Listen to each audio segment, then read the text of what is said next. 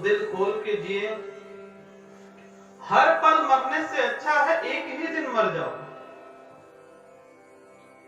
जहां पे प्राप्ति है वहीं पर समाप्ति है। आप रोज वही कार्य करते हैं जो ना जाने कब होना है, कब की तारीख है, परंतु आपको लगता है कि आज घटी अभी घटी, कल वो गया आज मेरा नंबर आ जाएगा।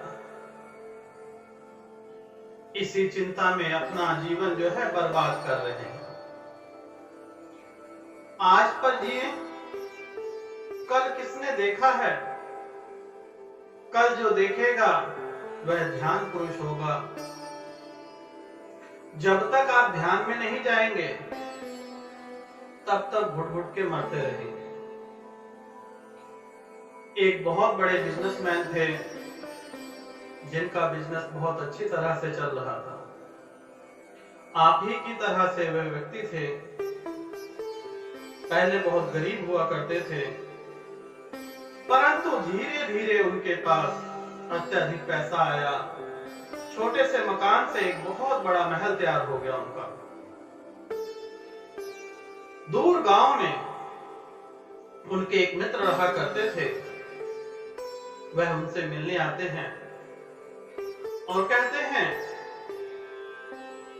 कि भाई साहब, आप ही की तरह जो सेठ थे हमारे गांव में, उनकी मृत्यु हो गई। उन्होंने पूछा कैसे? उन्होंने कहा कि उन्हें ढेरों सारी बीमारियां, चिंताएं, शुगर, ब्लड प्रेशर, अनैतिक बीमारियां घेरे रहती थी और वह 40 वर्ष की आयु में ही स्वर्ग से धार गए। अब सेठ जी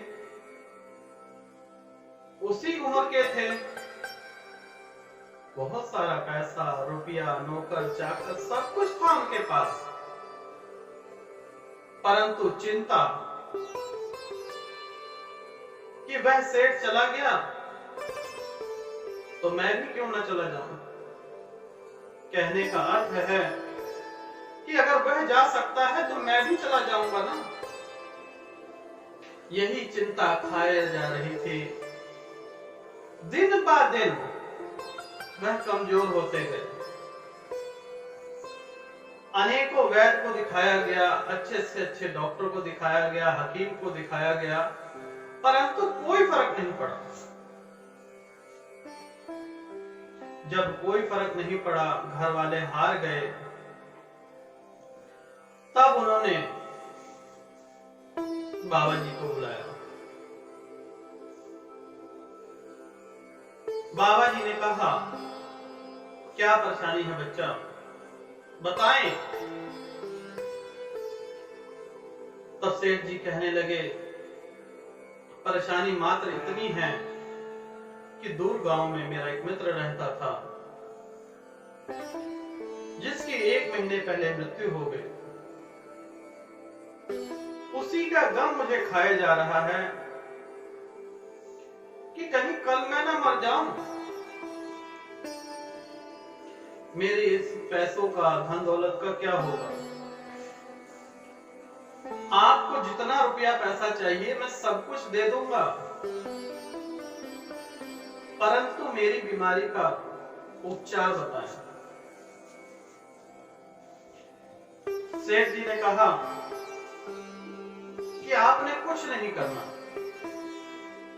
कहने का अर्थ, साधु महात्मा ने कहा सेठ जी को कि आपने कुछ नहीं करना। रात के समय सोते वक्त एक प्रार्थना करना कि मैं स्वस्थ हूं, मैं निरोगी हूं, मुझ में कोई बीमारी नहीं है। छोटा सा मंत्र उच्चारण, रात को सोएं और सुबह उठ के शीशे में देखें कि मैं बिल्कुल स्वस्थ हो चुका हूं। और सेठ जी ने वही फार्मूला अपनाया। दिन ब दिन वह निखरते ही चले गए। 1 महीने पश्चात साधु महात्मा फिर से आए और सेठ जी उनके चरणों में गिर गए, कहने लगे, प्रभु आपके उपचार से मैं दिन दुगना स्वास्थ्य भी देख रहे हैं और तेज की प्रकाश भी मिल रहा है और मन में शांति बैठ गई है। तो आप लोग भी रोगी नहीं हैं। यहाँ पर कितने लोग विराजमान हैं, कितने ही लोग प्रश्न करते हैं कि मुझे ये बीमारी, ये परेशानी है, परंतु आपकी स्वयं की बीमारी स्वयं पैदा कर रहे हैं। एक छोटी सी प्रार्थना है कि जब भी रात को सोएं और अपने आप को निहारें, अपने आप को देखें। अगर अंदर से नहीं देख सकते तो शीशे के सामने खड़े होकर मुस्कुराएं, अपने चेहरे को पहचानें। अगर अंदर आत्मा में उतर जाएंगे तो सोने पे सुहागा। जब भी आप शीशे के सामने खड़े होते हैं, अपने आप से मिलिए, अपने आप से मुस्कुरा के बात कीजिए। अपने लिए तो करेंगे ही करेंगे, कभी भी किसी मनुष्य से मिलते हैं उससे मुस्कुरा के बात कीजिए।